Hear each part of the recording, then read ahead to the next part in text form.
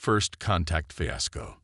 The massive Zephyrian vessel materialized in Earth's orbit without warning, its crystalline hull refracting sunlight in dazzling patterns across the planet below.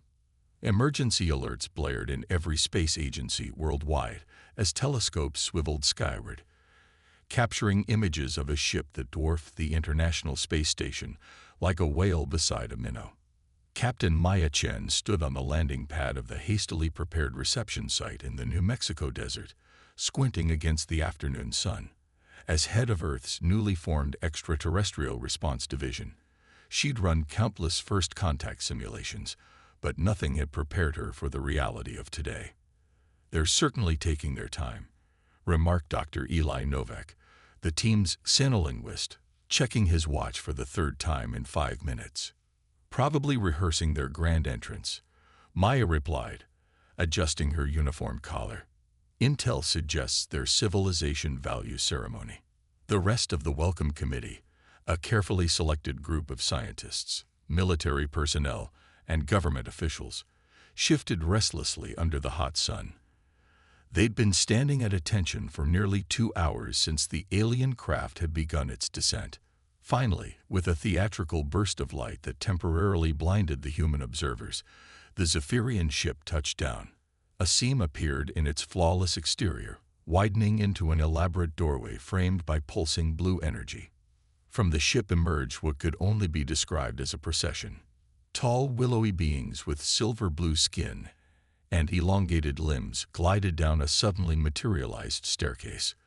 They wore ornate garments covered in what appeared to be living gemstones that shifted colors with each movement. The apparent leader, distinguished by an elaborate headdress that added a foot to his already impressive height, paused dramatically at the foot of the stairs. A small orb floated before him, expanding into a holographic display visible to all present. The leader spoke in a melodious, multi-tone voice, and the orb translated. "Tremble and rejoice, primitive beings of Earth. The glorious Zephyrian Empire, rulers of 3 spiral arms and masters of 11,000 star systems, have deemed your insignificant world worthy of acknowledgement. Bow before Ambassador Zenith Luminar, voice of the eternal emperor and bringer of civilized light to the unenlightened." Maya exchanged a quick glance with General Rivera, who stood beside her with an impressively neutral expression. "Welcome to Earth," Maya said simply, extending her hand. "I'm Captain Maya Chen of the Extraterrestrial Response Division. We're pleased to establish peaceful contact." The alien ambassador stared at her outstretched hand, clearly expecting humans to be prostrating themselves by now. After an uncomfortable pause, he reluctantly extended his 7-fingered appendage for a brief, awkward handshake. "You do not kneel," the translator orb conveyed, a note of confusion evident even through the mechanical translation. "Not typically during diplomatic meetings," Maya replied mildly. "Would you like to proceed with the cultural exchange inside? We've prepared a facility with controlled atmospheric conditions that should be comfortable for your delegation." The Zephyrians followed, visibly unsettled by the calm, professional reception. Inside the facility, Dr. Novak initiated conversation about interstellar travel methods, a seemingly innocent topic that quickly revealed far more than either side had intended. "Your vessel's quantum displacement drive is impressive," said Dr. Aisha Karim, Earth's leading astrophysicist, glancing up from her tablet. "Though the energy signature suggests you're still using relativistic field manipulation rather than true space folding." Ambassador Luminar's 4 eyes blinked in sequence, top to bottom, then left to right. "You recognize our propulsion technology?" The translator conveyed his tone as somewhere between shocked and horrified. "Of course," Dr. Karim replied with a casual shrug. "We've been working with similar principles in our Deep Space Research Division for decades. I'm particularly interested in how you've solved the Hawking radiation problem at the quantum boundary layer." The ambassador's aide whispered urgently in his ear. The translator orb vibrated visibly, apparently struggling to process the unexpected turn of events. "Our intelligence indicated your species had only achieved primitive chemical propulsion," the ambassador finally said, His earlier pompousness deflated. "Your public space programs are just that, public," interjected General Rivera with a thin smile. "Competitive species tend to keep their best advances close to the chest." When offered a tour of the Zephyrian vessel, Maya and her team accepted eagerly. What followed was several hours of increasingly uncomfortable exchanges as the humans asked pointed, specific questions about technologies the Zephyrians had assumed would be magical to primitives. In the ship's engine room, Dr. Karim ran her hand over a crystalline structure pulsing with blue energy. "Interesting approach to containment. We found that a double-layered field with oscillating frequencies reduces decay by nearly 40%. The Zephyrian chief engineer, whose elaborate title translated to something like Master of the Impossible Energies, stared at her. "That's theoretically sound but practically impossible to stabilize." Dr. Karim pulled up a schematic on her tablet. "Not if you introduce this modification to the field harmonics." By the time the tour concluded, the Zephyrians' initial condescension had transformed into confused respect tinged with alarm. The ambassador huddled with his staff, their animated whispers suggesting heated debate. "I believe we've given our guests quite a lot to think about," Maya murmured to her team as they observed the aliens' conference. "Should we tell them about the quantum displacement project?" asked Dr. Novak quietly. Maya shook her head slightly. "Let's not overwhelm them on day one." When the Zephyrians reapproached, Ambassador Luminor had composed himself, though his living gemstone adornments had dulled considerably in color, apparently an involuntary indication of his emotional state. "Captain Chen," he began formally, "it appears our preliminary assessment of your species was incomplete. The Zephyrian Empire wishes to extend an invitation for formal diplomatic relations." "We accept," Maya replied with a diplomatic smile, "and we look forward to learning from each other." That evening, as the Zephyrian ship maintained orbit around Earth, Maya's team gathered in their secure facility to debrief. "Well, that didn't go how they expected," Dr. Novak said, barely containing his amusement. "Did you see their faces when I mentioned our quantum entanglement experiments?" Dr. Karim laughed. "I thought their translator was going to short-circuit." General Rivera's expression remained serious. "Don't get too comfortable. They'll report back to their empire, and the next delegation won't underestimate us." Maya nodded, reviewing her notes. "Agreed. But today revealed something important. Their technology is advanced, but it's stagnant. They haven't innovated significantly in what must be centuries. They've been relying on intimidating less developed species with flash and ceremony." "Which means humanity might have a unique opportunity," Dr. Karim mused. "Exactly," Maya replied, a determined gleam in her eye. "They expected primitives and found equals. The question now is, what will they do about it?" Outside, the Zephyrian ship glowed against the night sky. Its once intimidating presence now seemed more like an ornate, slightly outdated relic. Beautiful, but no longer awe-inspiring to the humans who had glimpsed inside and found it wanting. Turning the tables. 3 months after first contact, the Star Voyager glided through the iridescent nebula that marked the outer boundary of the Zephyrian core systems. Captain Maya Chen stood on the bridge of humanity's first official diplomatic vessel, watching as the swirling gases parted before them like cosmic curtains. "Approaching Zephyrian checkpoint, Captain," announced Lieutenant Commander Jackson from the helm. "Our escort is hailing us." The main view screen activated, displaying the interior of a much larger Zephyrian vessel. Commander Thalox, their assigned guide through Empire space, appeared with the rigid posture of someone perpetually uncomfortable. "Human vessel," he began formally, "reduce velocity and prepare for standard security protocols. We will dock with your ship to conduct routine inspections before proceeding to the Imperial homeworld." Maya smiled diplomatically. "Of course, Commander. Though I should mention our antimatter containment systems are somewhat uniquely calibrated. Your scanning equipment might register some unusual readings." Thalox's 4 eyes narrowed suspiciously. "Explain." Dr. Eli Novak stepped forward.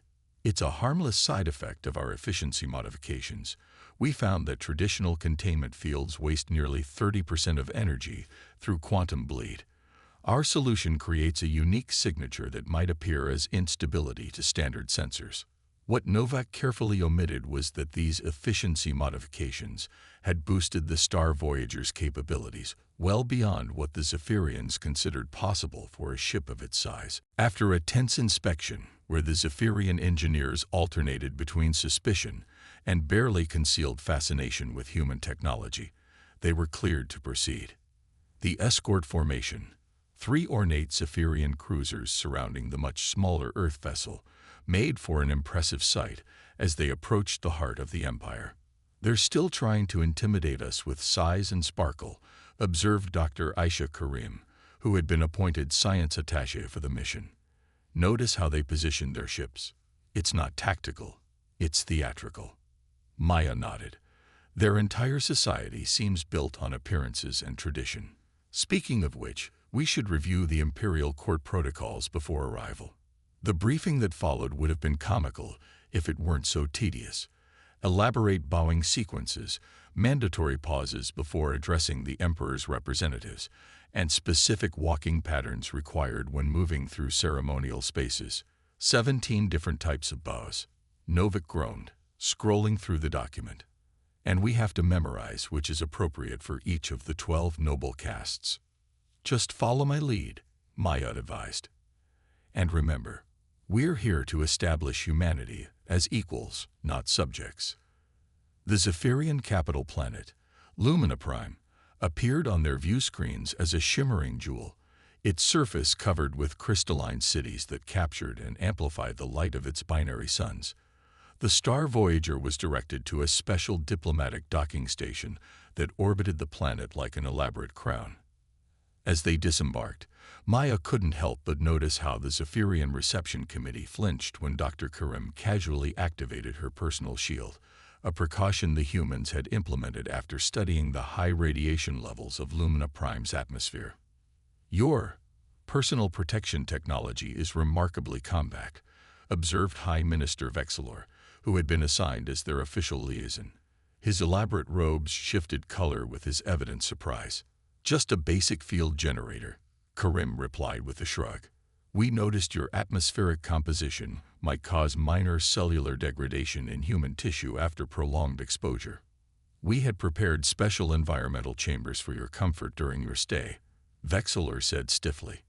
"That's very thoughtful," Maya replied with genuine appreciation. "But we prefer mobility. The shields allow us to adapt to your environment, rather than requiring you to adapt to ours." The tour of the capital was clearly designed to overwhelm the human delegation with the Empire's grandeur. Massive crystal spires housed millions of Zephyrians in hierarchical arrangements that reflected their complicated caste system. Gravity-defying transports moved through designated energy corridors, carrying Zephyrians to various districts based on their social standing. What the Zephyrians didn't realize was that the humans were not merely sightseeing. They were analyzing, comparing, and in many cases, identifying inefficiencies in systems the Empire had maintained unchanged for millennia. During a formal dinner with the Scientific Directorate, the Empire's version of an academic institution, Dr. Karim casually mentioned a solution to a power distribution problem that had apparently plagued the capital city for centuries. "You could simply reconfigure your primary conduits to create a self-reinforcing energy loop," she suggested between bites of an unidentifiable but surprisingly delicious blue gelatin. "We implemented something similar in our quantum computing networks about 15 years ago." The chief scientist's expression shifted from disbelief to cautious interest. "Such a reconfiguration would require dismantling the entire distribution network," he objected. "Not necessarily," Karim countered, sketching a diagram on her tablet. "If you introduce these bypass junctions here, and here, you could implement the changes gradually without service interruption." By the third day of their visit, word had spread through the capital that the human delegation was providing solutions to problems the Empire had long considered unsolvable. What had begun as a diplomatic formality transformed into a series of impromptu consultation sessions. Maya watched with a mixture of pride and concern as her team was increasingly pulled into Zephyrian affairs. "Remember our primary mission," she cautioned during a private moment. "We're here to establish relations, not to revolutionize their society overnight." "Hard not to help when the solutions are so obvious to us," Novak replied. "Their technological development froze centuries ago. Once they achieved dominance, they stopped innovating and started maintaining. The true test of humanity's place in the cosmic order came unexpectedly on the 5th day of their visit.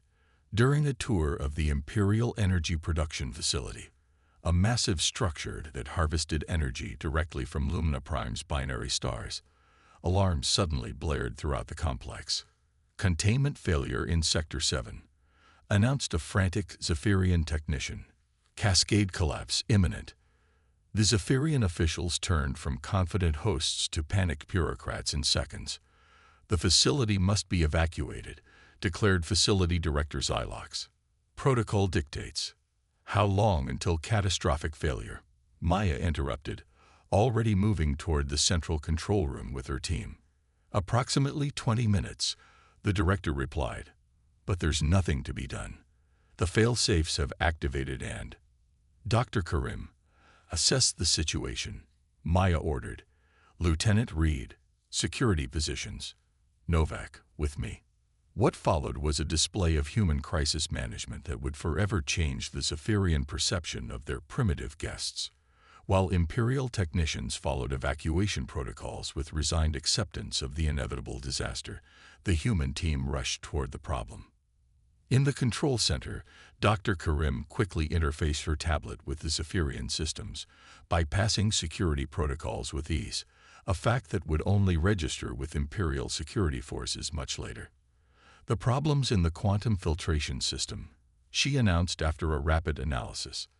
"The containment fields are collapsing because they're trying to compensate for a gravitational anomaly from the smaller sun."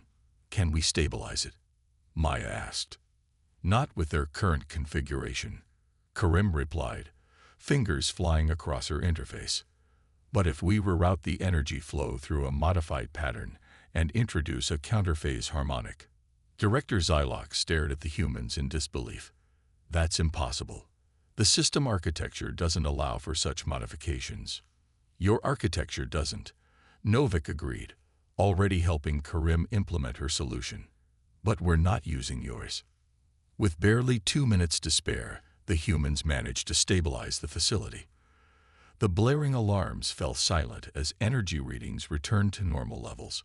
What's more, the efficiency of the entire facility had increased by nearly 20% due to the impromptu modifications. In the stunned silence that followed, Maya turned to Director Zylox with a diplomatic smile. "I believe this concludes today's tour. Perhaps tomorrow you can show us your terraforming operations. We have some thoughts on improving atmospheric conversion efficiency." The remainder of their diplomatic mission unfolded in a dramatically different atmosphere. The initial condescension from their Zephyrian hosts had transformed into something between respect and alarm. The Imperial Court, which had planned to offer Earth a protected status within the Empire, instead proposed a mutual cooperation agreement between equals.